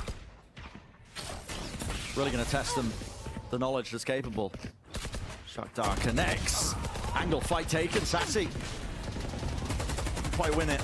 Dejazine finding that target. There's an aftershock. Does force out the dash, nevertheless. So Furia willing to slow things down still with that player advantage that they've got. And they've traded Sassy for a long control. They tried to double, triple face, and then they were planning to push in front of the cascade, so they've posted Tens up incredibly deep here. I mean, I respect this play, but the dog, it hasn't been used, and now it's going to be used clear. It doesn't have dash. It's so damn risky. There's a stun, though. Fault line. Rips his way across, buys him some space, but Mankata also getting chunked down in the middle of all of that. 1 HP. And Tens has been pushed away. The Trailblazer did not give him any ability to stay around that A-long push position. And Sentinel's defensive setup is 30 seconds it's so left. grouped up. Yeah, so grouped up. Down. Second with that. Storm and Thunder. That's just timing. Sound Q caught. Pancada surviving, and he gets off the lockdown because of it. Needs to be broken. Spamming it down. MW gets out, not quite. Brought down. Time running short. They know that there's that pressure on them, and a fight is critical. It gets one. QCK staying alive and breaking down Marved. Spike getting planted. 2 players left standing. Shots need to be hit. Shots need to be landed. Not enough bullets left. An exchange. Doesn't quite get the gun up in time. So this is Furia. Very good handle in terms of how they wanted to play this attack side, I think. The way that they've just been cutting down the time, picking and choosing their timings really nicely as well. And always pushing Sentinels away from those early areas. Sen had no info towards A that round. They had 3 players stacked on B and 1 in garage. And any play that Sentinels are cooking up here looks so improvised, because I would suggest probably that they haven't played against these comps in scrims. No. And it's all theory. I mean, even that final moment, Zek and team flashes Tens. You know, it just looks... Oh, the dart. Rough. Couldn't connect. It leaves Sentinels a bit unaware. I mean, listen, taking risks. Close to the angle, though. Tens rips off 3! Dash to disengage. He's got another one in his back pocket from those kills. Well earned. And it's forced this pivot. Scrambling now. 2 players left standing for Furia. It's a free sight. Pancada's got a decision on his hands. Does he want a rifle? He would have to go all the way back away from this retake in order to pick one up. It might just take too long. Viper's Pit. Time not available. What a shot to hit. And this is nigh impossible. With the Viper's Pit, no rifle, turret in your face, that's going to be catching contact. Peppering him down. 4 in the chamber. 3, 2, 1, double face, double swing! My, oh my. Started to believe for a second. Shouldn't have been doable. An excellent, excellent try by Tens. The 3 kills he gets with the Blade Storm, he goes above and beyond. But outside of these glimmers of individuality, the game plans have not been working. They can't stop Furia from taking A lobby control. And as soon as they get that area, they take long and they take short. What are they going to do? Fight like that and ask Tens to get a 3K every round? It's just not...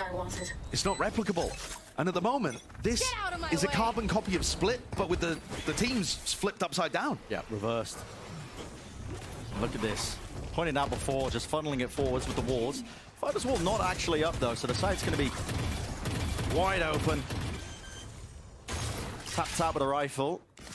Bullets flying past and doing that damage to Pancada, but everyone's surviving from Sentinels, looking to try and get this retake going, but look at how difficult it is. The one-way, the Cascade, the extra element of the Seek is now pushing them back and just buying just that much more. Once this Viper Orb goes down, though, they've used the Cascade already, so it will offer an opening. Tensa's dash, active now. Needs to try and get into the back of the side. Flash, into the smoke, spamming it. Into the corner, not landed. Stun as well. Where's the rest of his team? Really being denied entry. Time running so damn short. The crossfire setup all over the place. No one can grasp any sort of map control towards the back. And Furia, you're going to be winning this one. 2 left standing. Vacating, getting out of there. Got to keep the rifles intact. And the money. To Jazine. He's got money to buy. Yeah, he really doesn't mind. There. It's max money for QCK. Because Furia have been on such a run. They're probably just going to be able to buy now for the rest of the half, no matter what happens. That's the level of economic cushioning that Furia have access to. Sentinels can't retake into this comp. No. There's way too much. I think you did a great job of pointing out all of the different layers that they have to get through. But Sen also can't fight early either. They haven't been able to win the opening, like early skirmishes for map control. And a reminder again of how important this is. Sentinels are going to take a timeout here to adjust the course that their ship is on. Yeah, really early. But to reiterate, if Sentinels win, but it's 2-1, this is how important Haven is. If Sentinels win, but it's 2-1, they need EG to beat NRG, They need Leviathan to beat Loud, and they need MIBR to beat 100 Thieves. All three of those have to happen. So all three of those upsets need to occur, basically. Yes. And that is with a Sentinels victory on Bind. So that's why Haven is massively important, because it simplifies things, it makes things possible for Sentinels to make playoffs. It's still not in their hands, but at that point, they've done everything they can. Yeah, chaos in the standings. This, though, this is an enormous deficit. And what a turnaround for Furia. Yeah. Just immediately pulled themselves out of the horrible spot that they were in on Split and look dominant here with this composition on Haven. It's such a difficult ask, I think, as well, because the key to victory, you know, as we've been mentioning, is to try and deny the plant even going out in the first place. Sentinels have been trying that, you know, we've seen the A lobby aggression, all that util being dumped early on, but even still, it's, you know, one thing to have the theory, they just don't quite have the practice. Yeah, actually, one of the things that's worked very well against Furia and Loud, who run this comp, is flood defenses on sites. I suggest you move. Here we go, the Reckoning on a C-split. Yeah, and this is a classic play. We've seen this one. Walls spotted, jump spot though. Tens finds his mark, dash back to disengage, he's low. 5 health to him, Hunter's Fury. Buys him some space, buys him some time. And the kill is claimed, but still Tens falls. And this lurk, MW. Oh, got timing. Marv's off to the side. Yeah, okay. Well, not before MW does claim one. Lockdown. Pushing them back. And you can't break it. You have to wait it out. This is a lot of time off the clock. A lot of time off the clock. Risky bit of Jazeen, but it's a 2v3. A kill here would be tremendous. Shorty in his hands. 150 credits, by the way. Left up to Khalil, though. 1 versus 2. But he does have time as his ally. One fight isolated, but a util in his hands. Absolutely the wrong timing for that. And that's the first post-plant that Furia have lost Team Ace. since the pistol and follow-up. Like clockwork. So Sentinels finally find something that works. And to be honest with you, it's, what, forcing Mazin to use a bad Reckoning? Look at this Reckoning. It doesn't tag onto the operator player in backside. So Tens is able to get his spot and buy enough time for Sassy to ult and things to get really shaky. It's not some kind of big game plan adjustment. No, it's just a mistake from Furia. And it's come down to Sentinels just capitalizing off of it. That was an expensive round to win. Only one player surviving. See how strained that economy is. Still with a decent buy online, but the util's not there. So Tens is opping right behind this. Oh, and this wall, yeah. I mean, the dog, does that spot that? Pull. Oh, what? Scoped up still to Jazeen. Oh my goodness. Clawing his way into the back of the site and 2 players removed. You do not want an op. He picked up the op at the back of the site. It's okay. Scrappy. And MW. Blind fire into the smokes. Khalil containing. Popping them out. Okay, why not? A nice side hit from Furia, though. Yeah. Showcasing how aggressive they can get with Dejazeen. Dejazeen's ready to collect 10s when he dashes backwards. He dashed away from the first kill, and he fell into Dejazeen's lap. That's how aggressive that entry jet was. And then instantly follows up with the kill onto Marv. Yeah, he's on fire. As soon as the gears start turning on this Furia squad, their player quality is very dangerous, very difficult to stop. Coming back. It's a full eco from Sentinels. They've just got classics. This half is going to be disastrous for them. Yeah, an attempt to punish. Players vulnerable up, but you're right, Josh. Looking at least 8 rounds now for Furia. Because Lord knows they ain't winning this retake now with the classics. No, and even if they had managed to generate some kind of player advantage, Zekken was the one with the big retake ultimate. Pancada, when he dies or gets a kill, is going to have that lockdown for the next round, so big ults for Sentinels to try and recover this one and end with an 8-4 half. Maybe that'll be enough. Tens with the knives. Looks like a double face over in Furia. Yeah. Jiggle of the movement. Smoke in their face. At this point, seeing what they can get done, but really, economic damage isn't even on the table here because Furia have enough money. If they lose these guns, they're fine to buy for the final round of that first half.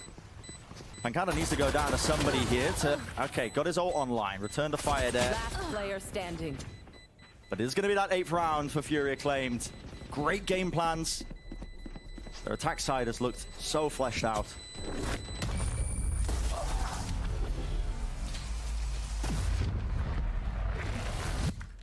What kind of game plan do we have for this final round of the half? This could easily make the difference between Sentinels making it to playoffs or not. Getting 4 on the round, getting the pistol afterwards, and you've still actually got a hope on Haven. But at the moment, it all comes down to this one. Lockdown. Rolling Thunder as well. Huge retake ultimates, should they choose to invest them. But do you want to allow Furia to get the plant down? Maybe they can try and use the breach shot as a bit of a flood attempt. They're leaving A very open currently. These players on B can quickly help Marv. They're floating over. But it's too early. I mean, it's very early, isn't it? I mean, even if they wanted to use the Rolling Thunder, he's got 3 teammates in front of him on second, but... Mazine's high tides are so cool. This one as well blocks off all information for anybody holding on C, so they could have just been contacting up. Now Marv with a jiggle identifies that Jazine is a long way away. And it's a back and forth scramble. Just looking at the minimap, I mean, Sentinels, like an ant colony, just C to A. Scurrying around. Yeah. Cutting the noise now, though. Dash forward, blinded, though. The miscommunication. That's a lockdown used. Push them back. That was used in response to all of that utility. And, oh, pushing all the way through. Tens. No patience really being showcased, but he gets his one and potentially gets out. One-way smoke. Flash through. Doesn't dodge it. Run and gun. You have got to be kidding. Down A. Finds it. Bailed out. Rolling Thunder. Pushing them back. Reckoning now. At their feet. No clean fight to be taken. This is Furia trying to barrel their way forwards now with some brute force. Using the ultimates there. Knives in the hands, a re-clearance, a re-push now, 20 seconds into it. Got to get themselves onto the site. That's Furia's goal. Down into short. It's a scramble. And it's going to get scrappy. Flash is being dodged. Left, right, center. Doubled up. Fight to be taken. Fight's being won. One player standing. It's Mazine. He will fall. So... what was necessary for Sentinels to get that 4th round, and maybe, just maybe, there's a chance in hell. They've made the adaptation. Perhaps it was too late, but they did make the adaptation. Lockdown used to stop them getting into C. Ult being used to stop them from pressuring Tens on A. They had the right ideas. Question is, are they going to be able to keep that going into the next half? 10 seconds. It's desperation time for Sentinels here. It comes down to that pistol round, but for Furia, I mean, they got to be feeling good about this one. A pretty tremendous lead, and despite those tough losses the last few weeks, Furia's Mazin is confident in the team's prospects and their map pool. Check it out. Apesar de a gente ter começado o campeonato bem em número de vitórias, eu acredito que a gente tem evoluído bastante nos últimos jogos. A derrota também ajuda bastante. A gente tá pegando também times de alto nível, então a gente precisa aprender com cada derrota. Não só derrota, mas cada jogo que a gente tem. Então é isso, a gente vem evoluindo bastante, a nossa map tá ficando melhor. O começo do campeonato a gente estava jogando poucos mapas, isso era um problema. Hoje em dia a gente se sente confortável em quase todos os mapas, então essa é uma parada que tem ajudando bastante a gente. Principalmente que a galera tem banido bastante Ascent, que era um dos nossos picks. Então é isso, a gente tá confortável, o nosso map pool tá mais extenso e a gente tá trabalhando para poder fechar esses jogos que não estamos conseguindo fechar. I agree with everything he said. Yeah, sure. Multilingual, are you? Yep. Where were you hiding that talent? Oh, I've got lots of talents hiding. Yeah, I'm sure you do. I'm sure you do. Well, I like to show as few of them as possible. Just to bring them out for a bit of a surprise. Let's find out then. Bit of time left, of course, in that halftime. And here you see the tweets of the Sentinels fans desperately clinging on to the last shred of hope that their team is going to make it to playoffs. And I think it all comes down to the pistol round. If they're able to get the pistol and bring this back to an 8-6 game, maybe Sen can find the answer on their attack side. Remember how good their attack side looked on Split? They just had very basic ideas. They took some A-ramp control, called some mid-rounds. I think they could do the same here. Take A short, take Garage, call some mid-rounds based off what Marv sees or what Sassy and Zek can see. There's half of them been playing those adaptations. You could feel the energy that's being sent by some of those Sentinels fans in the tweets, Josh. It could power a small city. There's a lot of it. They all want to see it, that 2-0, but that 4-round deficit, so much importance placed on that pistol round. And time to dwell, time to think. But now time to get into the action here for the second half of Haven. And we'll take a look at what's going on. So, Furia, they're not usually as good on the defense side. This composition also, I think, trends attack and favored. I think they've got so many tools with which to take sites and play post plants, but that becomes a little more difficult for them when they're playing defense. So the stage potentially set here as we take a small pause. There's just a bit of a free camera shot. Yeah, I like it. It's cinematic. It is cinematic. It's cinematic. We're always good at those. Now here we go, unpaused. And so finally back into the fight and back into the half. Sentinel's gonna need all the energy and more to bring this one back to even. The chance to try and grab this one in a 2-0, they'd love it. Dejazeen's got a sheriff. He pulled that one out on the split pistol rounds as well, and it ended up being incredibly important. Early flash, nobody A lobby. Furia are so good at these pistol rounds. But also, Sentinels have mixed up a ton of contact plays in today. Oh, that doesn't break any killjoy util. No, forwards here, vulnerable stuns layered one after another.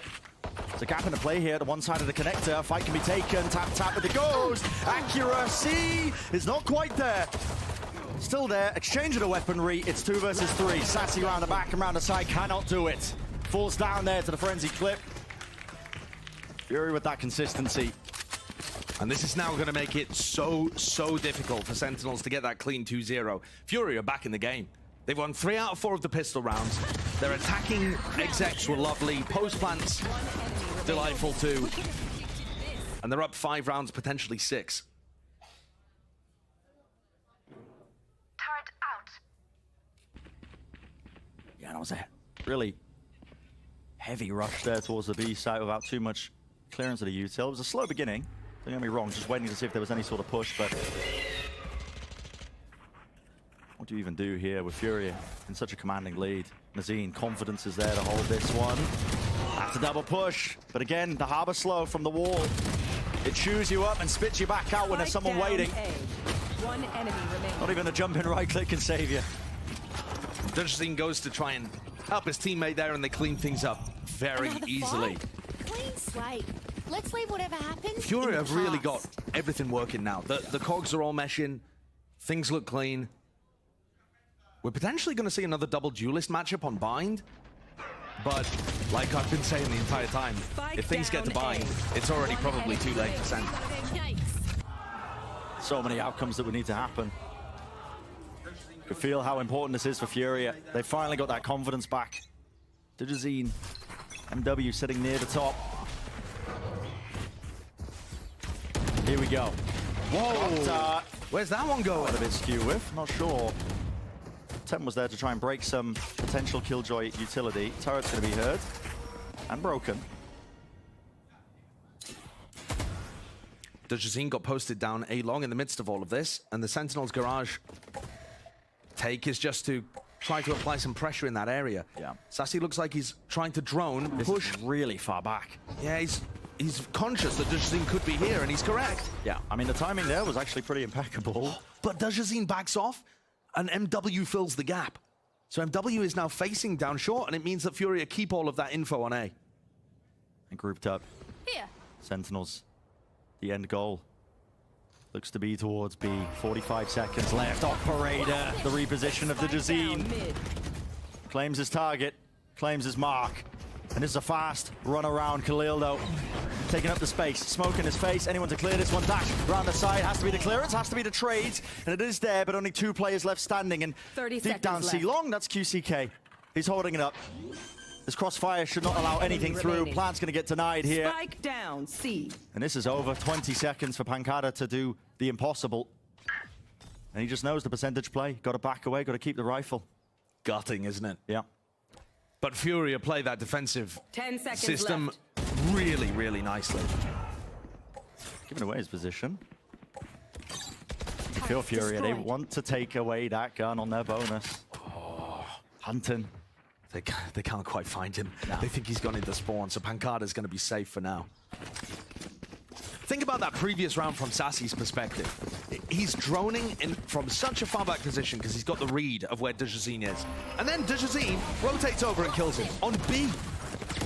I mean, Sassy's done everything he can to try and force the operator away and create avenues, openings for his team. But the way that Furia have that confidence back, and the confidence enough for MW to just swing short, right? That's the kind of stuff that confidence can really do for you. Fills in the gaps. Fault line, the recon dart as well, clears up A long, so. It's been so contacty today from Sentinels on their attack side. Space taken. This is a difficult task, though. Look at how much they have to get through. Drone's broken, without a second thought. Dash forwards, tends into the back of the side. The Dejazine can't see a goddamn thing, and he's still being that thorn in the sides, right towards the back. Sassy, though, maintains it. Rifle in his hands, but they haven't cleared out short. It's MW, alive and kicking. And that extra element, that extra layer. He can't open himself up into this angle. He needs some backup from the rest of his team. He needs some help here. Khalil helping to try and redeem, but wow, guess what? MW doesn't even need it. He's had such a good map here. He's taken over. Absolutely taken over. The duo of MW and Dejazine is night and day. Absolute night and day difference between Split and Haven. There's no way. Both of them? Both of those kills? Disgusting. Absolutely disgusting. And this map is over. Yeah. At this point, Furia, they've got 8 chances at being able to put it away, and Sentinels have not been able to come up with a response. It's just too hard. The expectations, you know. Sure, you can prep, but you can have theory, ideas of how you want to take it against Furia's compound of playing, but it's testing, even for the most veteran players. Yeah, this is a team with a ton of experience, but none of them with a huge amount against a composition like this. Forces you to think on your feet, and that's the challenge for Sentinels right now. They're still figuring out their IGL situation. Yeah. Drone forward, clearing. Revealing area. Looks like a bait. For a bait, yeah. Okay, well, it does force out a reckoning, while there's a Sen lurking, creeping, crawling through onto the A side. Khalil, though, he's got his setup. Here's the dash active. Wants to activate some of his util to prevent them from moving forwards and closer, but his job is just to stall this. And he will stall long enough for them to set up a 3-player flank. So this is a really unusual way of approaching this. One of them's got an operator in hand. Pancada, ADS does not save him. MW looks so clean today. Yeah. Removing that threat and out of flank. And start to just apply the pressure from every single side. Anti-flash played. Tucked to the corner. So, okay, breach flash re-clears. Shorty though, Dejazine. Short work. And now still applying it. Sassy alive in the middle of all of this. It's Marv that contains, finding the fight. Golden Mules won. What a pop-off. Yeah, gotta say, quite impressed with that one. Yeah, Sassy plays that situation under a ton of pressure very nicely. He was able to find 3 kills whilst being attacked from multiple angles at the default position. So Sentinels hang on. They do hang on. 7 chances. 7 chances. Circle it.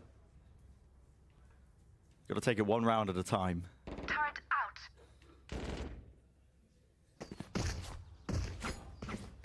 But for Furia, not down to the weaker gun still. Have that operator, holding on to it.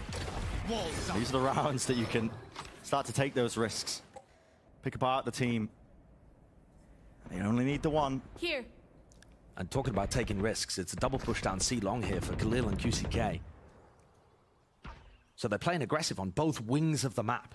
And this area is not being watched, by the way. There's no utility from Sen. Yeah, it's Marv's job usually. But he is watching a lobby. He's on a swivel. Look at this. Yeah. Yeah, it's rough for him, actually.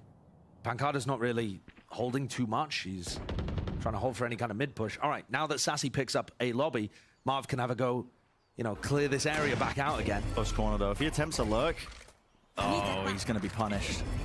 Do you clear this? Astral form? They're coming over to C-split. I mean, everything comes down to this. But I just don't think you clear this corner, do you, Sassy? Yeah, it's a half clearance. The trade is there, but it's labored. That also means no recon dart to clear out QCK's position. 69 health. Rolling Thunder. Pushing forwards. Marv dies. The deep flank here. This is it. It's curtains, surely. 30 remaining in the round. Spikes drop down. And it's so unfavorable. Picked up. Second has the rifle. Jiggle of the movement. MW's just got to try and stay alive. Doesn't win that fight. 20. Left in the round. Got to run. Got to move. And Dajazine knows he can get this timing now. The sight line. Can he get there in time? Can he get there in time? Jiggle. Spotted. There it is. Removed. 10 seconds left. Spikes in no man. Time for a quick break. When we return, the analysts are going to get us.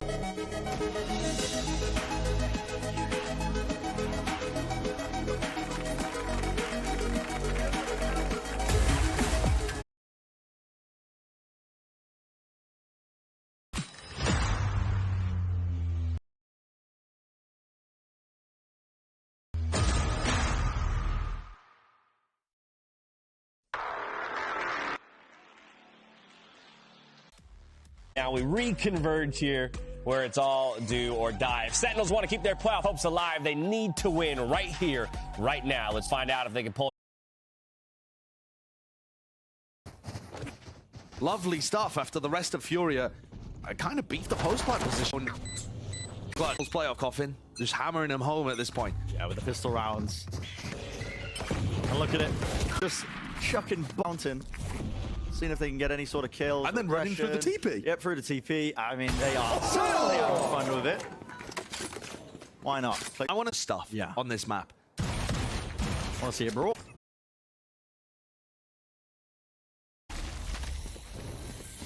Painted a picture-perfect green. One enemy remaining. 30 seconds One left standing, Khalil. No time at all.